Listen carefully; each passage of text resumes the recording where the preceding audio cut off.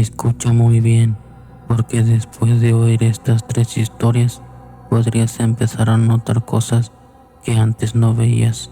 Esta noche vas a conocer algo que no debería de existir. Un nahual que corre en 4 patas, pero mira como humano. Una bruja que llama a los bebés desde los techos y un fantasma que se negó a abandonar el cuarto donde murió.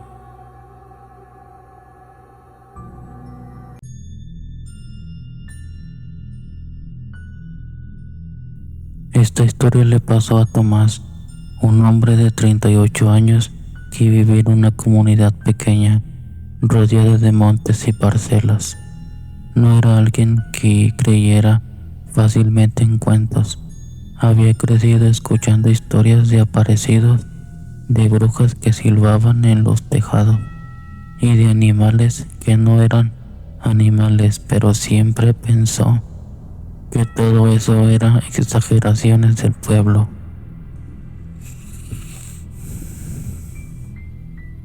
Tomás trabajaba repartiendo mercancía entre ranchos y tiendas alejadas. Estaba acostumbrado a manejar solo, incluso de madrugada, por caminos de terracería donde no había una sola lámpara y donde la oscuridad parecía tragarse el mundo entero. Una noche, cerca de las 2 de la mañana, regresaba después de una entrega atrasada. El cielo estaba completamente negro. No había luna, apenas la luz amarillenta de su camioneta alumbraba el camino lleno de piedras, charcos secos y maleza alta a los lados. Recuerda que lo primero que sintió no fue miedo, fue incomodidad, como si algo no estuviera bien. Apagó la radio porque el sonido le empezó a molestar y entonces se dio cuenta de algo muy raro. No se escuchaban grillos ni perros, ni viento, nada, solo el motor, y eso en el campo nunca es normal. Bajó un poco la velocidad, miró por el retrovisor, no había nadie atrás, siguió avanzando unos metros más, hasta que vio algo cruzar frente a la camioneta. No fue rápido como un coyote, no fue torpe como un perro, fue una figura grande, oscura, delgada, que se movió con una agilidad demasiado extraña para cualquier animal conocido. Tomás frenó de golpe, las llantas levantaron polvo y el corazón comenzó a latirle tan fuerte que sintió un dolor seco en el pecho. Apuntó las luces largas hacia el frente y ahí estaba, a unos 20 metros. Parecía un perro enorme, pero no lo era. Tenía el cuerpo encorvado, las patas demasiado largas, el lomo huesudo y la cabeza baja, como si estuviera oliendo la tierra. Pero lo que realmente lo paralizó fue otra cosa, fueron los ojos. No brillaban como los de un animal al reflejar la luz, no, parecían ojos humanos, con una expresión consciente fría, como si esa cosa supiera perfectamente quién lo estaba mirando. Tomás quiso acelerar pero el miedo lo dejó inmóvil por unos segundos. Entonces la criatura levantó la cabeza y sonrió, no como sonríe una persona de verdad, sino como si una cara que no nació para sonreír estuviera imitando un gesto humano. Tomás sintió que el estómago se le volteaba. Metió reversa por reflejo, pero el motor se apagó. Lo intentó una vez, nada, otra vez, nada. Afuera la cosa dio un paseo hacia la camioneta, luego otro. Su forma empezó a cambiar mientras avanzaba, como si la espalda tronara por dentro, como si los huesos se acomodaran de una manera antinatural. Tomás Dijo que escuchó un sonido húmedo, seco al mismo tiempo, como ramas quebrándose dentro de un costal lleno de carne. Quiso gritar, pero apenas le salió el aire. La figura ya no caminaba en cuatro patas, ahora iba medio erguida, con brazos demasiado largos, con el cuello torcido y con una mirada fija que no se apartaba del parabrisas. Tomás cerró los ojos y empezó a rezar como pudo. No recordaba oraciones completas, solo repetía entre dientes que lo dejaran llegar con vida a su casa. Y justo cuando sintió que aquello estaba a punto de tocar la puerta de la camioneta, el motor encendió. Pisó el acelerador con toda su fuerza. Las llantas patinaron y la camioneta salió disparada. No se atrevió a mirar de nuevo, pero a los pocos segundos algo comenzó a correr a su lado. Del lado del copiloto, golpes, respiración ronca, el sonido de unas uñas o manos rozando la lámina. Tomás volteó apenas una fracción de segundo y vio aquella cara asomándose por la ventana. No era un animal, tampoco parecía un hombre, era algo intermedio, algo que no debía de existir. La piel estirada, oscura pegada a los huesos, la nariz era chata, la boca demasiado ancha y los ojos seguían siendo humanos y llenos de odio. Tomás aceleró hasta sentir que la camioneta iba a derrumbarse, iba a desarmarse.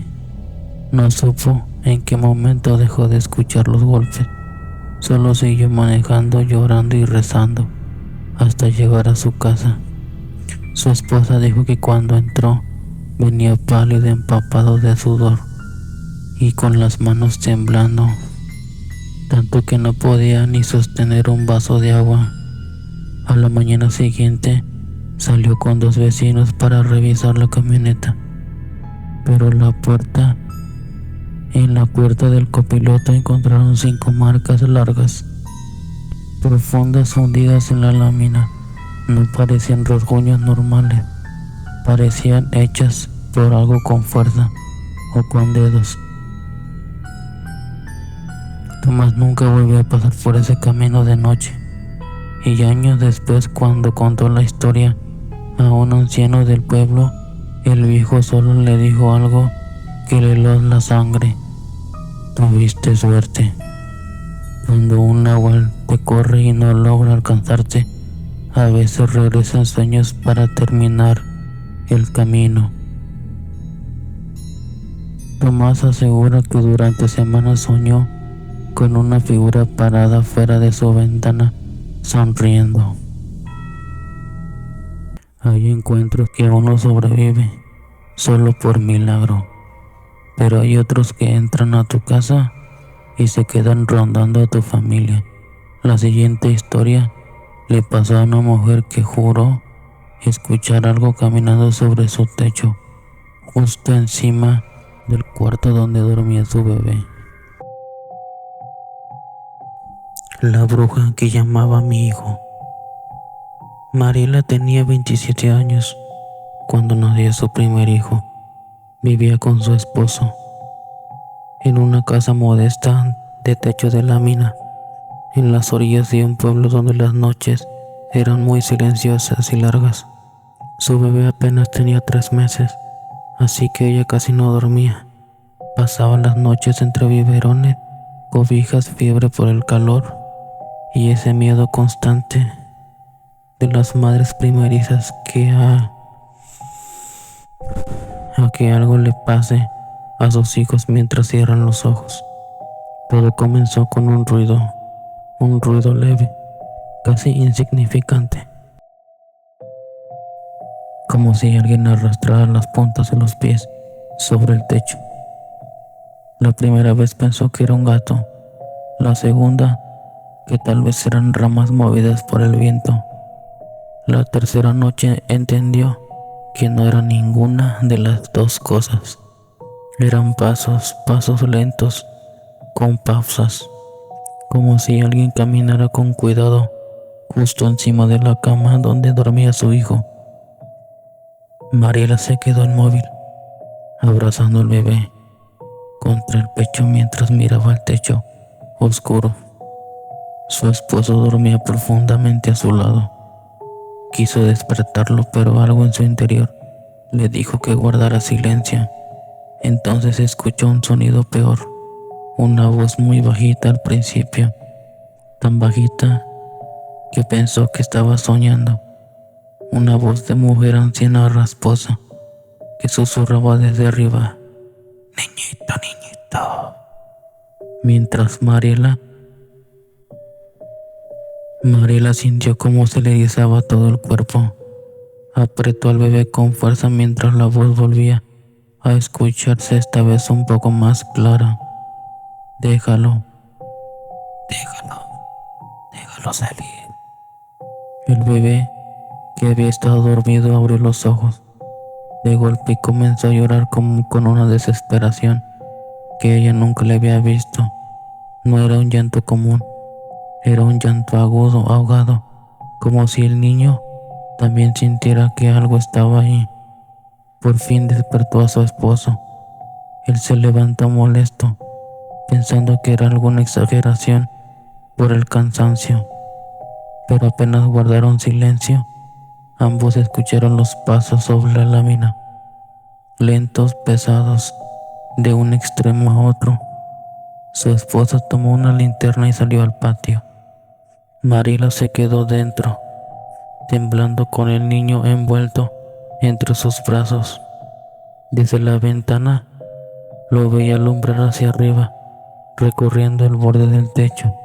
No había nada, pero los pasos seguían, y lo peor era que sonaban justo encima de él, como si aquello estuviera moviéndose y al mismo tiempo no se dejara ver. Su esposo entró pálido. Le dijo que no había nadie, ni gatos, ni ramas, ni marcas. Cerraron puertas y ventanas, y esa noche nadie volvió a dormir. Pero eso no terminó ahí. A partir de entonces, cada madrugada, casi a la misma hora, los pasos regresaban. A veces solo se oían unos segundos, y a veces duraban varios minutos. Y justo cuando los pasos, siempre llegaba a esa sensación horrible de que alguien estaba observando al bebé. Mariela comenzó a notar cambios en su hijo. Despertaba llorando a la misma hora, miraba fijamente hacia el techo, incluso cuando no había ruido. Una madrugada, mientras lo mecía, vio que el niño sonrió de repente, mirando hacia la ventana, pero no había nadie afuera, o al menos eso creyó, porque cuando ella levantó la vista alcanzó a ver una sombra pasar frente al vidrio, no caminando, flotando. Mariela soltó un grito. Su esposo corrió con un machete y salió al patio, pero otra vez no encontró nada. Al día siguiente fueron con una señora mayor del pueblo conocida por hacer limpias y rezos. La mujer escuchó toda la historia en silencio. Luego pidió ver al bebé. Apenas lo cargó, cambió el rostro. Dijo que al niño lo estaba hojeando desde arriba, que algo lo había sentido débil. Recién llegó al mundo y lo estaban rondando. Cuando Mariela le preguntó si era una bruja, la anciana no respondió de inmediato. Solo miró al techo de la casa y dijo: si lo escuchas llamarlo por su nombre, no contestes. Si toca la ventana, no abras. Y si el niño extiende los brazos hacia afuera en la noche, agárralo fuerte. Esa misma tarde les hizo una limpia con hierbas, humo y oración. Puso tijeras abiertas bajo la cuna, un listón rojo en la muñeca del bebé y les dejó una cruz de palma detrás de la puerta. Durante 2 noches no pasó nada. Mariela creyó que todo había terminado. Hasta la tercera madrugada se despertó porque el cuarto estaba extremadamente frío. demasiado frío, como si hubieran abierto un congelador dentro de la casa. Miró hacia la cuna, estaba vacía. Sintió que el corazón se le detuvo. Se levantó de golpe y vio suspendido apenas unos centímetros por encima del colchón, como si algo intentara jalarlo hacia la ventana abierta. Mariela gritó y se lanzó hacia él. En ese instante vio una silueta afuera, una figura alta, delgadísima, con el cabello largo y revuelto, parada sobre el borde del techo, como si el peso no le importara. Sus ojos reflejaban una luz opaca. La boca estaba abierta en una mueca muy grande y estaba emitiendo ese mismo susurro: «Niñito». Mariela abrazó a su hijo y cayó al suelo. Su esposo entró corriendo y cuando ambos miraron hacia la ventana, la figura ya no estaba.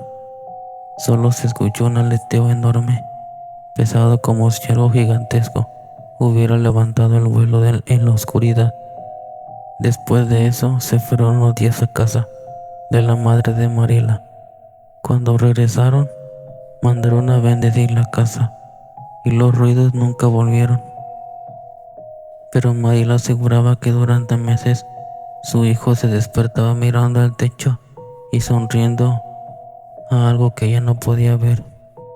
Y cada vez que recuerda esa noche, hay algo que la sigue atormentando.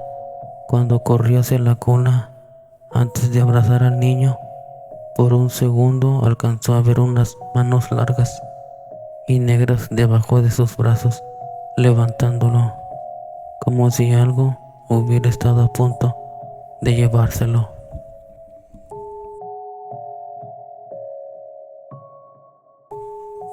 Los pueblos están llenos de historias sobre cosas que cambian de forma, que acechan desde los techos, pero hay entidades peores, porque no siempre vienen de afuera. A veces ya están adentro de la casa, esperando y observando, aprendiendo tus horarios. Y eso fue exactamente lo que le pasó al protagonista de la última historia.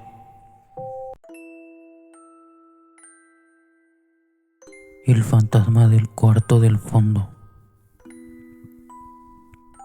Cuando Iván tenía 19 años, se mudó con su madre y su hermana menor a una casa vieja que habían rentado a muy buen precio, demasiado buen precio.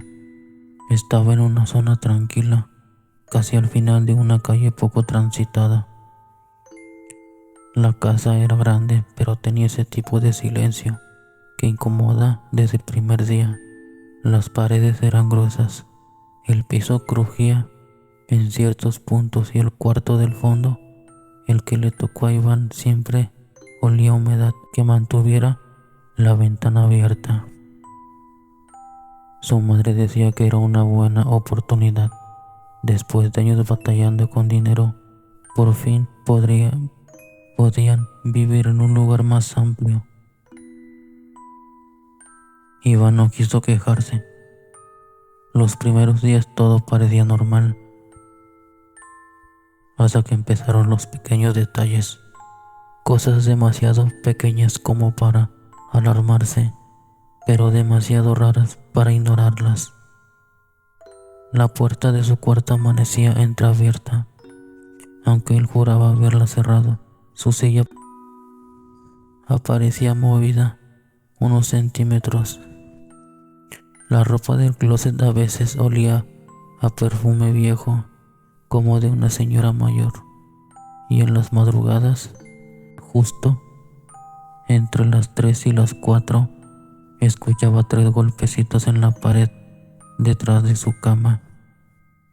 Siempre 3. Toc, toc, toc.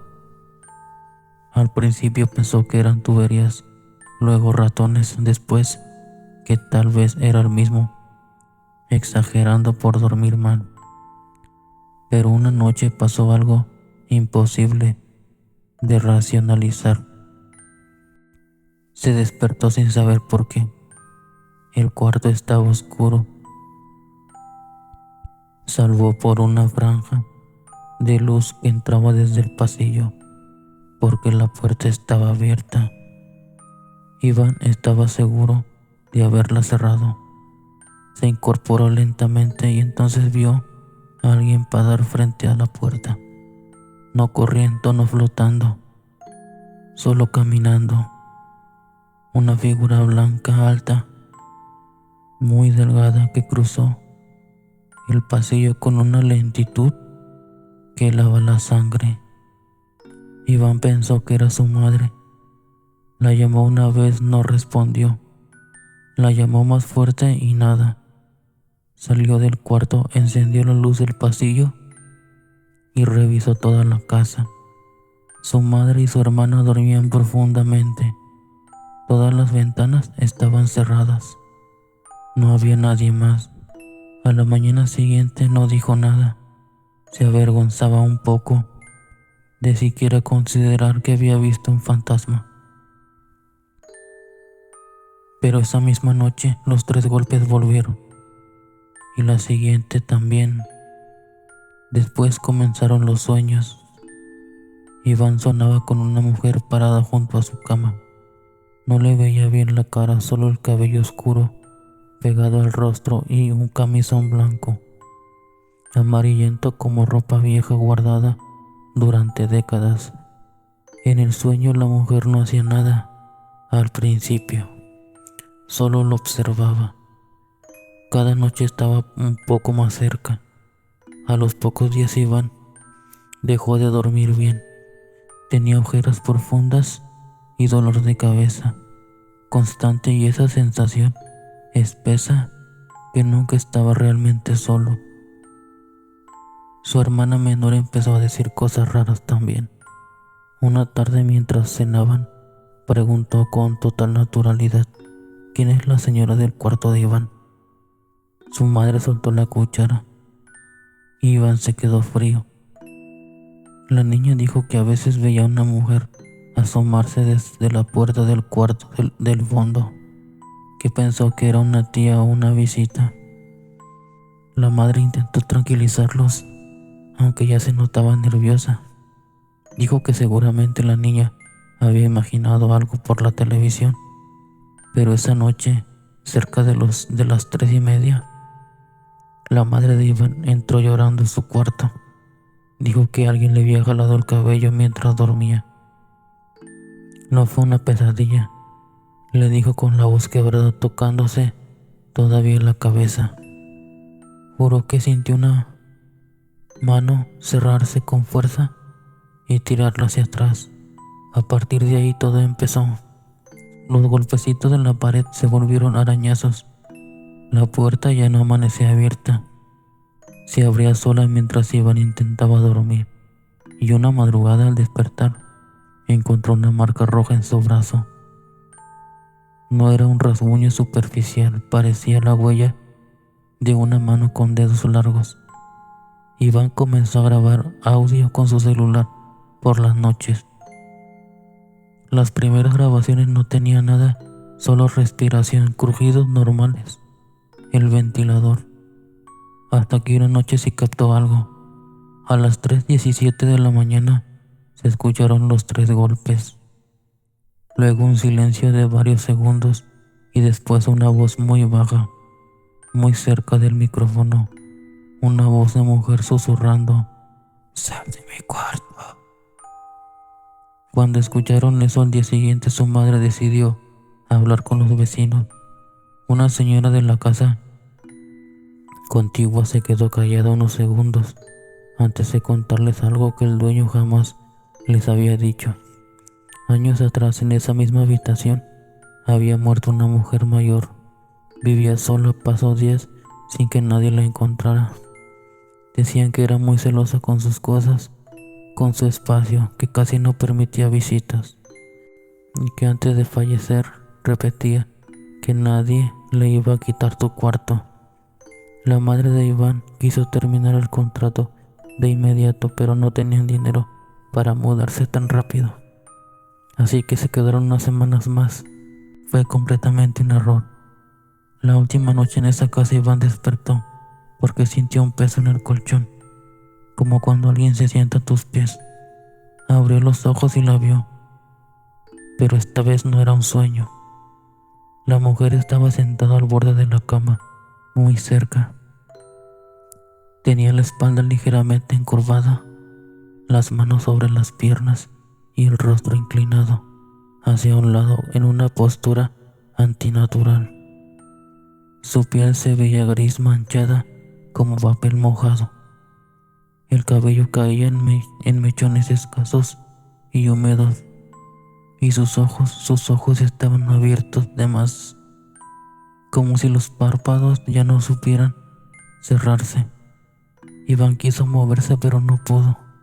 La mujer levantó una mano lentamente y la puso sobre la cobija. Los dedos marcaron la tela uno por uno. Entonces habló. No gritó, no gemía, solo dijo con una voz seca, quebrada, casi ofendida: te dije que salieras de mi cuarto. Iván sintió un dolor helado subirle por las piernas, como si el cuerpo se le estuviera durmiendo desde dentro. Empezó a llorar del puro terror sin poder emitir sonidos. Cerró los ojos con fuerza y cuando reunió valor para abrirlos otra vez, ya no había nadie, pero la huella sobre la cobija seguía ahí hundida, como si algo todavía acabara de levantarse de la cama. A la mañana siguiente abandonaron la casa. Ni siquiera recogieron todo, dejaron muebles, ropa, utensilios, lo necesario se podía recuperar. La paz de dormir no. Tiempo después, Iván volvió a escuchar aquella grabación y notó un detalle que no había percibido antes. Después del susurro, sal de mi cuarto, se escuchó una segunda voz más baja, más distante, una voz infantil que pregunta: ¿y si no se va? Nunca supieron qué significaba, porque según los vecinos en esa casa, solo había muerto una mujer.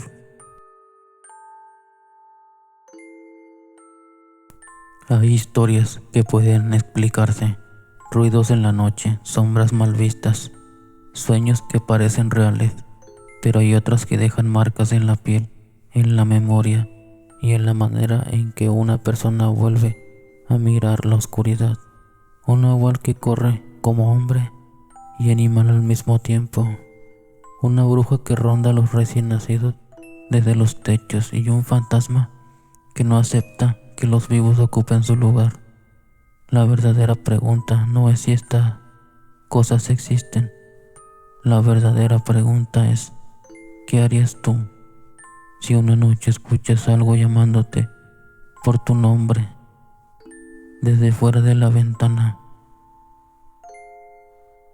Si te gustan las historias de terror oscuro, suscríbete a Voces de Medianoche, porque la próxima noche podría ser peor.